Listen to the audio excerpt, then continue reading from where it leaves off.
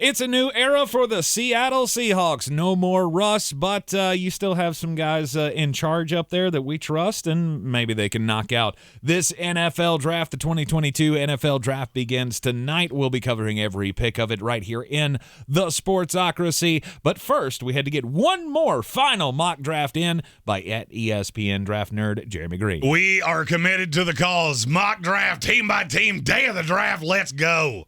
So what did the Seattle Sea Chickens need? To me, you want to come away from this week with a quarterback in some shape, form, or fashion. I've heard them tied to Desmond Ridder. Obviously not taking him at 9, but there is something you could do. Then I look at the offensive line, linebacker, and then just some overall defensive help, and those would be day 3 needs to me. I think all you 12s will be happy to see this happen because Jeremy, he projects there will be a trade down from number 9 to grab more of that much needed capital in a very, very deep draft. I want to be 25 to 125. And in this deal, Seattle gets 3 of those picks for 9, 29, 30, and 103 from the Kansas City Chiefs. And with the trade down at number 29 overall, possibly the quarterback of the future, Desmond Ridder, whose stock has skyrocketed apparently in the last few weeks. I'm not sure he'll be there. The Tennessee Titans have talked about him a lot.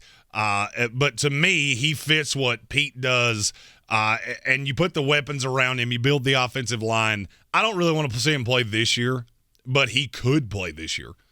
He's not like Malik Willis, who I wouldn't even give a helmet to. Like, you're not allowed to play. Right.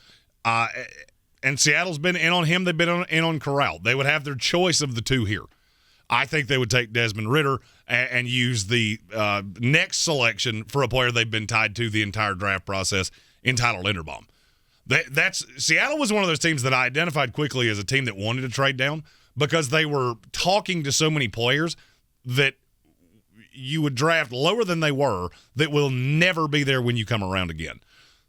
That screams we want to trade down. They find the partner with the Chiefs and get Ridder and Linderbaum in round 1. All right, in round 2, you got 2 picks, and both of these are back-to-backs because of the Russell Wilson trade. At number 40 overall, Kaiir Elam, the cornerback out of Florida. I think he fits the system well. The hate on him has gotten just to a dumb point.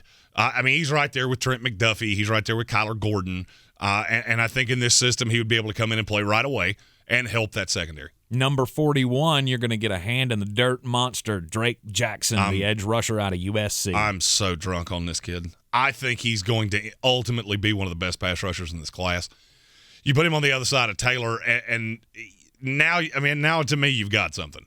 I think Drake Jackson was just not coached well at USC, and he's going to come into the league and show a lot of people, you fucked up by not taking me. 3rd round, 2 picks there as well. 72nd overall, Channing Tindall, champion out of the University of Georgia. Super raw, but very athletic. Could end up being the best linebacker in this class. You're just going to have to work with him because right now he's way more athlete than he is football player. But there is tape that's really impressive. Thing that scares me is it wasn't consistent, and there was so much talent around him. But you did do it in the highest level of college football. I think he will be a good player. He's just, as opposed to Nakobe Dean and Quay Walker, who I think are come in right away and be high-level NFL starters, I think Tindall can play right away, but you're going to see the best of him 2 years from now. 103rd overall pick, Braxton Jones, the tackle from Southern Utah. This is one of the few tackles that I think projects as a left tackle, but it's going to take a year.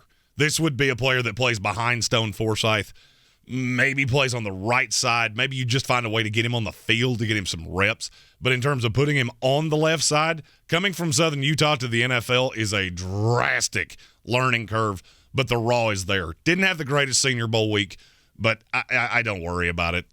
He's so raw that's probably the first time he's ever seen an NFL caliber defensive lineman. The Seattle Seahawks have 4 picks on day 3, and why not throw in a burner wide receiver? Danny Gray. You can see the picks up on the screen. I love the idea of them taking another receiver, but I don't want it to be in the first 2 days.